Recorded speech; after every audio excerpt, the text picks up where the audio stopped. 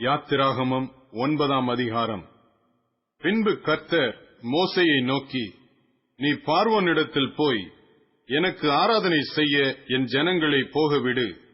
நீ அவர்களை விடமாட்டேன் என்று இன்னும் நிறுத்தி வைத்தாயாகில், கர்த்தருடைய கரம் வெளியில் இருக்கிற உன் மிருக ஜீவன்களாகிய குதிரைகளின் மேலும், கழுதைகளின் மேலும், ஒட்டகங்களின் மேலும், ஆடு மாடுகளின் மேலும் இருக்கும். மகா கொடிதான கொள்ளை நோய் உண்டாகும்.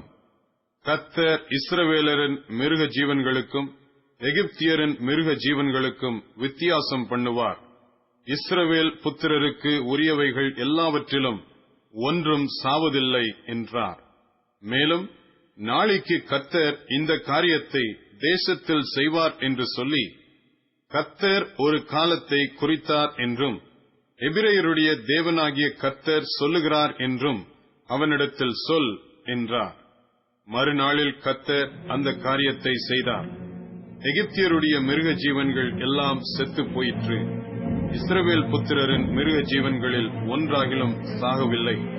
பார்வோன் விசாரித்து, இஸ்ரவேலரின் மிருக ஜீவன்களில் ஒன்றாகிலும் சாகவில்லை என்று அறிந்தான். பார்வோனுடைய இருதயமோ கடினப்பட்டது. அவன் ஜனங்களை போகவிடவில்லை. அப்பொழுது கர்த்தர் மோசேயையும் ஆரோனையும் நோக்கி, உங்கள் கைப்பிடி நிறைய சூளையின் சாம்பலை அள்ளிக்கொள்ளுங்கள். மோசே அதை பார்வோனுடைய கண்களுக்கு முன் வானத்திற்கு நேராக இறைக்க கடவன். அது எகிப்து தேசம் மீதெங்கும் தூசியாகி, எகிப்து தேசமெங்கும் மனிதர் மேலும் மிருக ஜீவன்கள் மேலும் எரிபந்தமான கொப்புளங்களை எழும்ப பண்ணும் என்றார். அப்படியே அவர்கள் சூளையின் சாம்பலை அள்ளிக்கொண்டு பார்வோனுக்கு முன்பாக வந்து நின்றார்கள். மோசே அதை வானத்துக்கு நேராக இறைத்தான். அப்பொழுது மனிதர் மேலும் மிருக ஜீவன்கள் மேலும் எரிபந்தமான கொப்புளங்கள் எழும்பிற்று. அந்த கொப்புளங்கள் மந்திரவாதிகள் மேலும் எகிப்தியர் எல்லார் மேலும் உண்டானதினால் அந்த கொப்புளங்களின் நிமித்தம் மந்திரவாதிகளும் மோசேக்கு முன்பாக நிற்கக்கூடாதிருந்தது. ஆனாலும் கர்த்தர் மோசேயோடே சொல்லியிருந்தபடியே கர்த்தர் பார்வோனின் இருதயத்தை கடினப்படுத்தினார். அவன் அவர்களுக்கு செவி கொடுக்கவில்லை. அப்பொழுது கர்த்தர் மோசேயை நோக்கி, நீ அதிகாலமே எழுந்திருந்து போய் பார்வோனுக்கு முன்பாக நின்று எனக்கு ஆராதனை செய்ய என் ஜனங்களை அனுப்பிவிடு.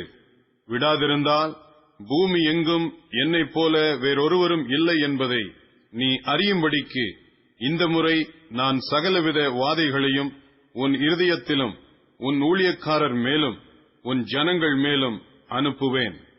நீ பூமியில் இராமல் நாசமாய் போகும்படி நான் என் கையை நீட்டி உன்னையும் உன் ஜனங்களையும் கொள்ளை நோயினால் வாதிப்பேன். என்னுடைய வல்லமையை உன்னிடத்தில் காண்பிக்கும்படியாகவும் என் நாமம் பூமியிலெங்கும் பிரஸ்தாபமாகும்படியாகவும் உன்னை நிலைநிறுத்தினேன். நீ என் ஜனங்களை போக விடாமல் இன்னும் அவர்களுக்கு விரோதமாய் உன்னை உயர்த்துகிறாயா?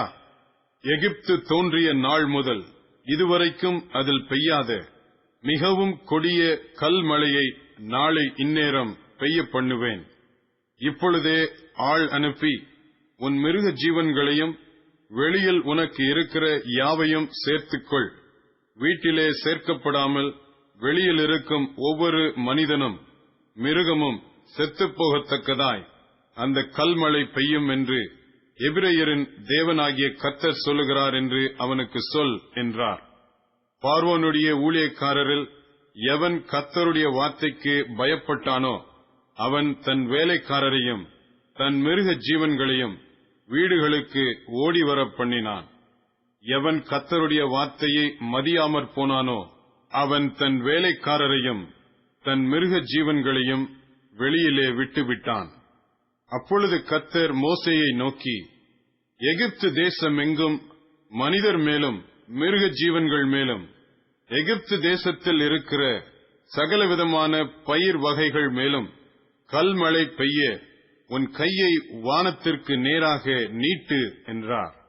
அப்படியே மோசே தன் கோலை வானத்திற்கு நேராக நீட்டினான். அப்பொழுது கர்த்தர் இடி முழக்கங்களையும் கல்மழையையும் அனுப்பினார். அக்கினி தரையின் மேல் வேகமாய் ஓடிற்று.